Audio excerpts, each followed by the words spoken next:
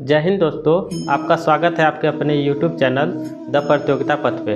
दोस्तों, मैं कुंदन कुमार स्वास्थ्य विभाग के अंतर्गत वेक्टर रोग नियंत्रण पदाधिकारी के पद पे कार्यरत हूँ और यह पहले मलेरिया इंस्पेक्टर के नाम से जाना जाता था।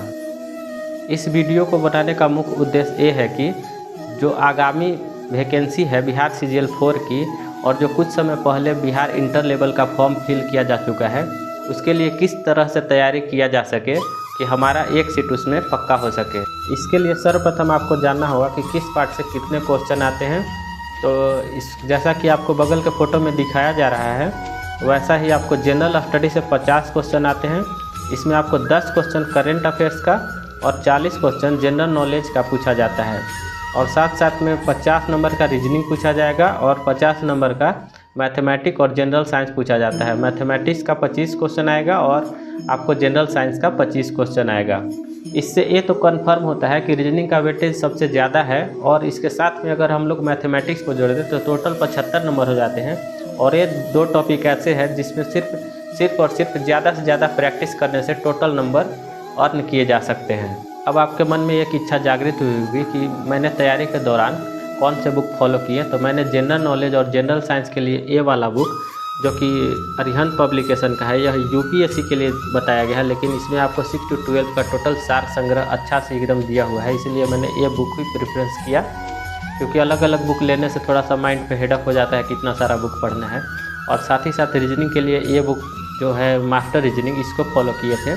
और मैथमेटिक्स के लिए RS अग्रवाल फॉलो किए थे। और मैथमेटिक्स सबसे महत्वपूर्ण इसका अगर आप RS अग्रवाल बनाते हैं तो RS अग्रवाल का कोई भी क्वेश्चन अगर आपसे नहीं बनता है तो उसका डायरेक्ट कॉपी कीजिए टेक्स्ट को और YouTube पे सर्च कीजिएगा, तो उससे रिलेटिव आपको काफ़ी वीडियो आ जाएंगे। और एक टाइप का क्वेश्चन को 2-3 टाइप से अगर आप देख लेते हैं तो आपका आगे चल के कभी भी वो क्वेश्चन नहीं छूटेंगे। अब तक आप इस वीडियो में जान चुके हैं कि एग्ज़ाम का पैटर्न कैसा होता है, एग्ज़ाम में किस सब्जेक्ट से कितने क्वेश्चन पूछे जाते हैं और साथ ही साथ हमने इस एग्ज़ाम के लिए कौन सा बुक फॉलो किया था। तो चलिए अब हम लोग जानते हैं कि इस एग्ज़ाम के लिए हमें ऑनलाइन सेट प्रैक्टिस करना चाहिए या ऑफलाइन प्रैक्टिस करना चाहिए। तो दोस्तों, ऑनलाइन अगर आप सेट लगा रहे हैं तो ऑनलाइन सेट लगाने के लिए आप टेक्स्ट बुक को प्रेफरेंस दे सकते हैं और साथ ही साथ आप डेली कम से कम एक ऑफलाइन तो सेट लगाइए ही, और कोई भी सेट लगाइए। लेकिन हम उस समय जब प्रैक्टिस में थे तो रुक्मिणी पब्लिकेशन का लगाते थे। और आप इस ऑफलाइन प्रैक्टिस सेट को ग्रुप में लगाइए, क्योंकि ग्रुप में एक से एक ज़्यादा मतलब कि तेज़ तरार लड़के लाते हैं और कोई भी क्वेश्चन छूटेगा तो कोई ना कोई वहाँ पे ऐसा रहता ही है जो कि उस क्वेश्चन को सोल्व कर देगा और उसका सोल्व करने का तरीका थोड़ा हटके ही रहता है। तो आपको मल्टीपल टाइप से क्वेश्चन सोल्व करने का तरीका पता चलेगा। और कुछ क्वेश्चन जैसे जनरल साइंस या जनरल नॉलेज का जो भी क्वेश्चन रहता है उसको हंसी मजाक में याद करने का भी ट्रिक उन लोग बता देता है। तो हम प्रेफरेंस किए हुए थे कि ग्रुप में ही क्वेश्चन एक तो प्रैक्टिस से डेली लगाते थे ऑफलाइन में, और ऑनलाइन में हम 2-3 जगह पे लगाते थे, लेकिन ज़्यादा प्रेफरेंस देते थे टेक्स्ट बुक को। सेट प्रैक्टिस के बारे में बात हो चुकी। अब हम लोग जानते हैं कि जब हम लोग सेंटर पे जाते हैं तो क्वेश्चन मिलता है और क्वेश्चन को सोल्व करने के लिए क्या करना चाहिए। तो अगर आपके पास एडमिट कार्ड का 2 कॉपी है तो एडमिट कार्ड का 2nd कॉपी के पीछे में भी आप सोल्यूशन कर सकते हैं, या तो फिर आपका क्वेश्चन के पीछे में रफ का जगह दिया रहता है उसी पे सोल्व करें।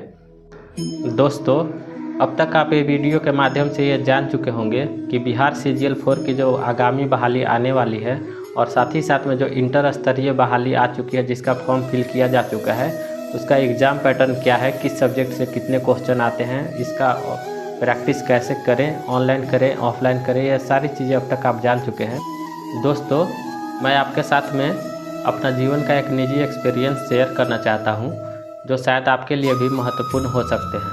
दोस्तों, जब हमने सेट प्रैक्टिस करना स्टार्ट किया था तो ऑफलाइन में प्रैक्टिस सेट लगाने के लिए एक ग्रुप में जाते थे, जहाँ के सारे लोग लगभग जितने भी थे वो सब बहुत ही टैलेंटेड और बहुत ही मतलब तेज़ तर्रार थे। तो हम जब सेट लगाएं तो लगभग हमारा मैथ और रीजनिंग तो अच्छा था, लेकिन जनरल नॉलेज और जनरल साइंस अच्छा नहीं था, जिसके कारण हमारा नंबर उन लोगों से काफ़ी कम आता था।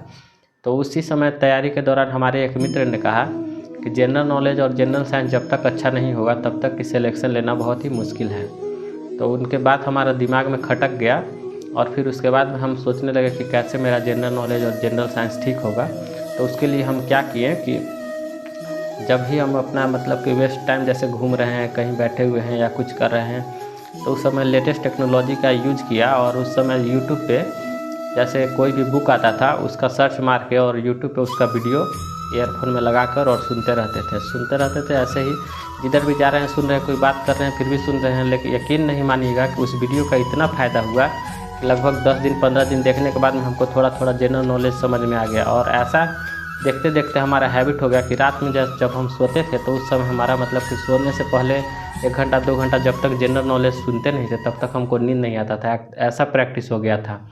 और उसके कारण हमारा कुछ दिन बाद धीरे धीरे लगभग 1-1.5 महीना डायरेक्ट सुनने के बाद में मेरा जीके और जनरल नॉलेज और जनरल साइंस सारा कुछ अच्छा हो गया। और फिर हम उन लोग के साथ में अपना मतलब लगभग उन लोग से थोड़ा सा अप हो गए और हमारा सिलेक्शन हो गया। और बाकी लोगों का भी सिलेक्शन हो चुका है। कोई टीचर में चले गए हैं, कोई बिहार पुलिस में चले गए हैं, कोई रेलवे में चले गए हैं। वो ग्रुप से बहुत ही फ़ायदा मिला है। अगर आप इसको अपने जीवन में आप उतारते हैं तो हो सकता है कि आपको भी इसका फ़ायदा मिल सके। तो दोस्तों इसी के साथ आज का वीडियो ये समाप्त करते हैं। अगर आपको ये वीडियो अच्छा लगा हो तो आप इसको शेयर करें और सब्सक्राइब करें तथा नोटिफिकेशन आइकन को भी टच करें ताकि आपको वीडियो ये सर्वप्रथम मिल सके।